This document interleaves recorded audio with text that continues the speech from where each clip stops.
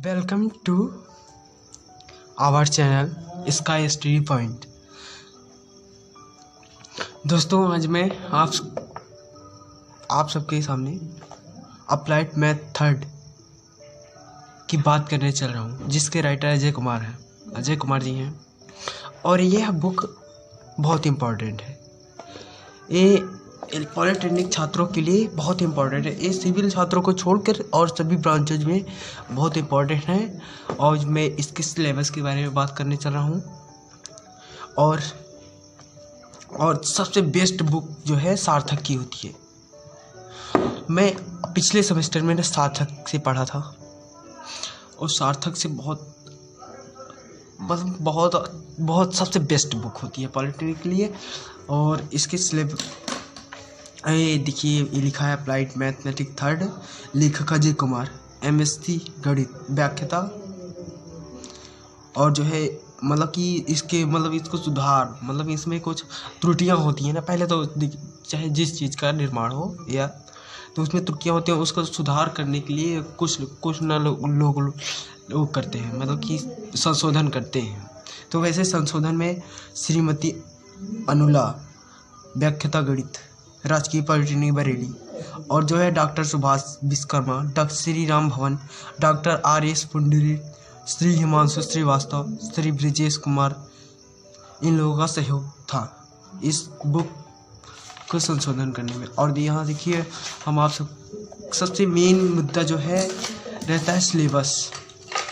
और यहाँ पर देखिए सिलेबस अप्लाइड मैथमेटिक्स थर्ड और डिटेल कंटेंट।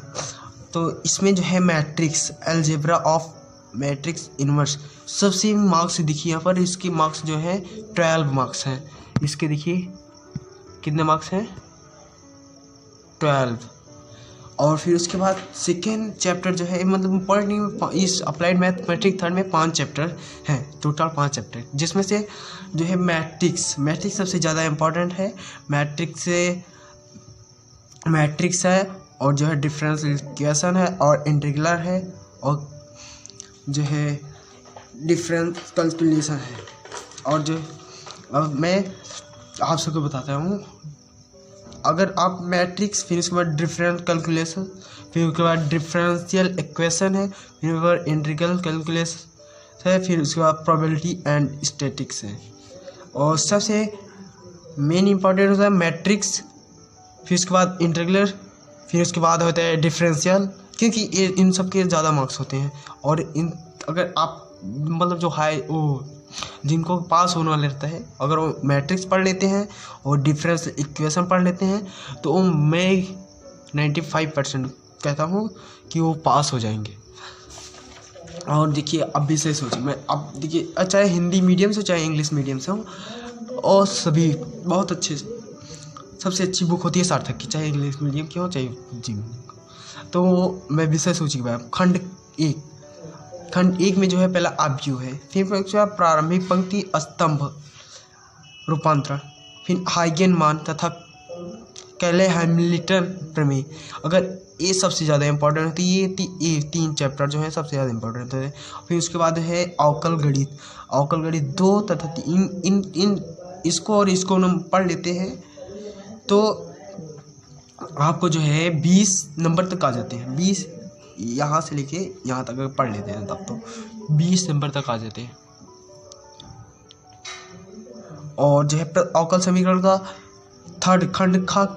खंड थर्ड क्या है, पार्ट थर्ड क्या है, अवकल समीकरण, प्रथम कोटि तथा प्रथम घात के अवकल समीकरण, उच्च क्रम के रैखिक अवकल समीकरण। और देखो ये इसमें क्या प्रॉब्लम होती है, अगर आप जो है हाई स्कूल के बच्चे होते हैं, हाई स्कूल के जो होते हैं उनको थोड़ा प्रॉब्लम होती है इनको समझने में। जो इंटर से रहते हैं उनको तो प्रॉब्लम नहीं होती, क्योंकि वो प्रथम घात के अवकल समीकरण पढ़े रहते हैं, तो इसलिए उनको प्रॉब्लम नहीं होती है। और लेकिन ये भी है, मैं इस तरह समझाऊंगा कि जो हाई स्कूल के बच्चे भी होते हैं, जो हाई स्कूल से आए रहते हैं पॉलिटेक्निक करने, उनको भी समझ नहीं आएगा, उनको भी समझ में आ जाएगा बहुत आसानी से। और फिर उसके बाद खंड 4 क्या है, समाकलन गणित, इसमें लाप्लास रूपांतरण है। फिर उसके बाद प्रतिलोम लाप्लास रूपांतरण, फोरियर श्रेणी और बीटा तथा गामा फलन। सबसे मेन इंपॉर्टेंट होता है लाप्लास रूपांतरण। अगर आपको लाप्लास रूपांतरण आ गया तो फिर आपको प्रतिलोम लाप्लास रूपांतरण बहुत इजी लगता है। मतलब एक दूसरे मतलब अगर लाप्लास आ गया तो फिर प्रतिलोम रूपांतरण लाप्लास आ गया। फिर उसके बाद फोरियर, ये भी बहुत इंपॉर्टेंट है। फिर उसके बाद खंड 5 में क्या है, प्रायिकता एवं सांख्यिकी 18। प्रायिकता मुझे भी नहीं आती क्योंकि प्रायिकता मैं पढ़ा ही नहीं था तो, लेकिन ये बात है मैं आप सबको पढ़ा भी दूंगा अगर यहाँ तक पहुँचे तो, क्योंकि टाइम बहुत कम है हमारे पास और जितना पढ़ा सकूँगा मैं उतना आप सबको, अगर आप हमारे साथ जुड़े रहेंगे तो मैं रोज़ पर डे एक वीडियो अपलोड करूँगा। और आप अगर आपको कुछ क्वेश्चन करना हो कमेंट करिए, ना समझ में आए तो भी कमेंट करिए, मैं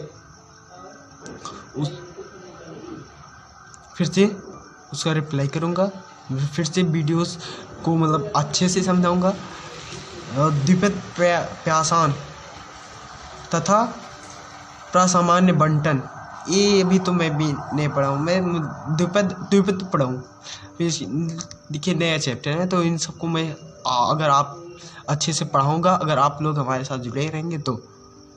और सबसे पहला चैप्टर मैं स्टार्ट करूँगा आबीयू मैट्रिक्स सबसे मेन इंपॉर्टेंट है क्योंकि इसमें से 12 मार्क्स आते हैं।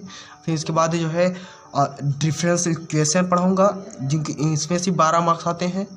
फिर उसके बाद जो है समाकलन गणित, डिफरेंस इक्वेशन से 10 मार्क्स आते हैं और समाकलन गणित से 12 मार्क्स आते हैं। इसमें सबसे मेन इंपॉर्टेंट होता है लाप्लास रूपांतरण, तो मैं सबसे पहले आबीयू पढ़ाऊँगा। फिर उसके बाद जो है मतलब कि अवकल समीकरण डिफरेंशियल इक्वेशन पढ़ाऊँगा।